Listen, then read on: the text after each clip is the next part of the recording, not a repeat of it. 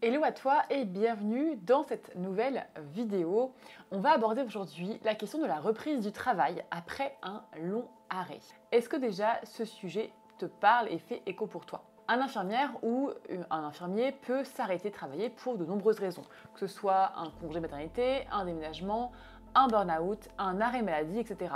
Souvent, ces pauses, elles s'imposent dans la vie parce qu'il le faut et parce qu'elles sont nécessaires. Mais ensuite, que faire? Au moment de reprendre le travail, de chercher un nouveau poste ou de chercher dans un autre domaine que les soins infirmiers, il peut y avoir une certaine appréhension qui s'installe. Et si je ne savais plus faire? Et si j'avais tout oublié?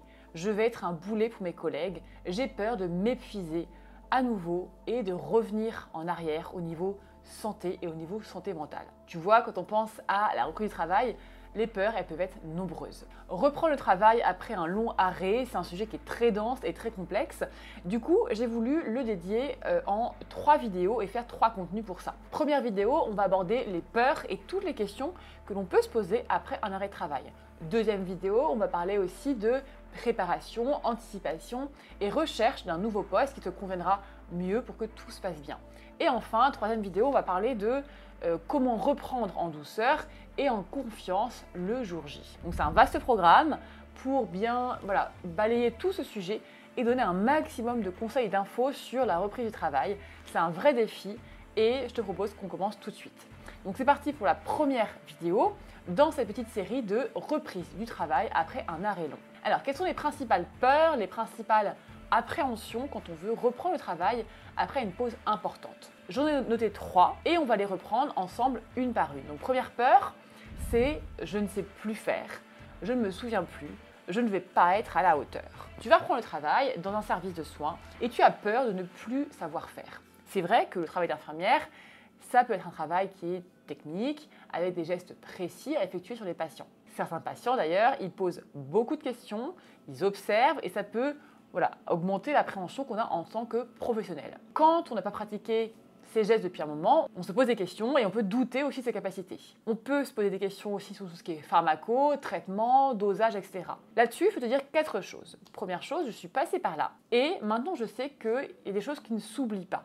Tu ne repars pas de tout à zéro. Tu sais toujours comment poser une paire, faire un pansement ou prendre une tension. Il faut juste pratiquer à nouveau quelques fois pour réancrer ces gestes dans ton quotidien. Tu peux demander à être doublé quelques jours, le temps de te sentir à l'aise. Tes collègues, ils vont te montrer à nouveau les gestes, les médicaments les plus utilisés dans ton service, etc. Les recruteurs et les cadres de santé, ils savent très bien à quoi tu vas faire face et tout le monde a tout intérêt, normalement, à ce que tout se passe bien et il ne faut vraiment pas que tu hésites à demander de l'aide. Fais-toi confiance, on a souvent tendance à se sous-estimer.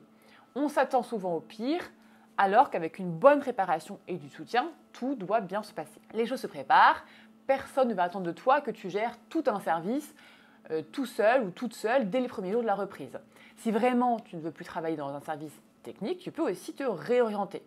Mais je pense que tu seras d'accord avec moi, la formation continue, elle fait quoi qu'il arrive partie de notre métier d'infirmière.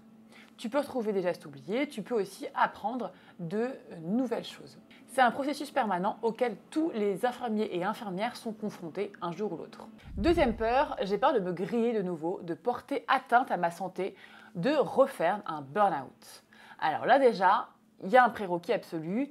Si tu as fait un burn-out et que tu te sens prêt à reprendre le travail, il faut absolument que tu aies l'autorisation de ton médecin. Ensuite, il faut savoir qu'un burn-out change une personne. Il y a toujours un avant et un après, c'est comme ça. Souvent, les priorités changent. Les capacités et la résistance au stress changent également. Ce sont des choses à prendre en compte dans le choix d'un poste. Je vais te noter en description, juste en dessous de la vidéo, les liens vers des contenus, les vidéos, podcasts, articles, etc. où je parle de burn-out. Si tu as un doute, que tu traverses cette épreuve, je t'invite à vraiment explorer ces ressources pour bien comprendre de quoi il s'agit. Je le répète et je le redis, j'insiste, il n'y a pas de honte à avoir. Le burn-out, c'est une vraie maladie, ça doit être considéré comme tel, donc comme une vraie maladie à prendre en charge correctement. Après un arrêt maladie ou après un burn-out, les choses changent, c'est normal, c'est une réalité et il faut donc s'adapter par rapport à ça. Donc mes conseils, si tu as peur que la reprise du travail t'épuise à nouveau, première chose, c'est de bien en discuter avec ton médecin pour trouver la meilleure formule pour toi. par rapport à ton temps de travail, par rapport au type de service ou type de structure au sein duquel tu vas exercer. Interrogez-vous ensemble pour savoir de quoi tu as besoin à partir de maintenant pour être bien dans ton travail. Cherche un milieu professionnel qui va te correspondre à nouveau et qui va te correspondre en fonction de tes besoins. Moins de patients, moins d'urgence, moins de stress, plus de temps, etc. Peu importe, mais vas-y doucement, vas-y progressivement, tranquillement. Continue un suivi régulier avec un professionnel de santé, un médecin, un psychologue, et demande-toi régulièrement si tout est OK pour toi.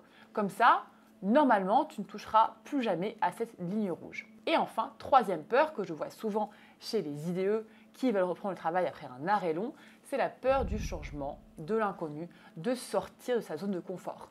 Si l'arrêt a été long, on a souvent adopté des nouvelles routines, une organisation familiale qui a changé, ou peut-être qu'on a eu un bébé ou soit même suivi des traitements. Un arrêt de travail est toujours une sorte de parenthèse. Et quand vient le moment de mettre fin à cette pause, on peut ressentir un certain vertige. Il va falloir à ce moment-là se confronter à la nouveauté, donc de sortir de sa zone de confort et construire parfois des nouvelles habitudes. Il va falloir faire garder par exemple bébé, adopter un nouveau rythme pour tout le monde. Alors oui, ça peut faire peur. Oui, ça demande à sortir un peu de son cocon, à sortir un peu de soi et à se faire parfois un peu violence. Donc ça, je l'accueille et je le comprends très bien. Mais on peut avoir peur et en avoir envie en même temps. On peut avoir peur et en avoir besoin quand même.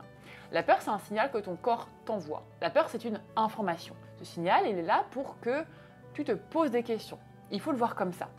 Mais cette peur, elle ne doit pas t'empêcher d'avancer, de vivre ta vie et d'aller de l'avant. C'est juste un signal, en fait, que quelque chose va changer. Donc voilà, 3 conseils maintenant que j'ai envie de te partager si tu ressens cette peur qui, je répète, est tout à fait normale et légitime. Première chose, sois lucide. Fais-lui face et nomme-la. Oui, j'ai peur de tout ce que ça va changer dans ma vie. Prends-en conscience, c'est déjà bien avancé. Ensuite, organise-toi. Qu'est-ce qui va changer exactement ? À quoi va ressembler ton nouveau quotidien ? Comment tu vas t'organiser dans ton travail, dans ta vie de famille ? Et cette peur, elle vient souvent d'un manque de connaissances ou d'un manque de contrôle. Donc une fois que tu auras répondu à ces questions-là, que tu auras plus d'informations, tu verras les choses d'une façon un peu différente. L'action, elle fait reculer la peur. Fais, agis, commence par la plus petite action possible. Passe à l'action, mets-toi en mouvement et tu vas voir, la peur, elle va diminuer. Voilà pour cette vidéo. Donc je récapitule les 3 grandes peurs qu'on peut rencontrer quand on reprend le travail après un arrêt long. La peur de ne plus savoir faire, d'avoir perdu des connaissances, la peur de s'abîmer à nouveau la santé et la peur du changement et de l'inconnu. Je le répète un petit peu, mais c'est important. Tu trouveras dans la barre d'informations les contenus dont je t'ai parlé déjà sur le burn-out que je t'invite vraiment à consulter. Même si toi, tu n'es pas directement concerné, tu pourras bien sauver un ou une collègue. Donc n'hésite pas également à le partager. Dis-moi en commentaire ce que tu penses de tout ça et si tous ces conseils t'ont été utiles. N'hésite pas aussi à le partager autour de toi. Je te dis à très vite pour le 2e épisode de cette mini-série. Je vais répondre donc à la question suivante dans la prochaine vidéo. Je dois reprendre le travail après un arrêt long, mais je ne sais pas par où commencer. Prends soin de toi et je te dis à très vite.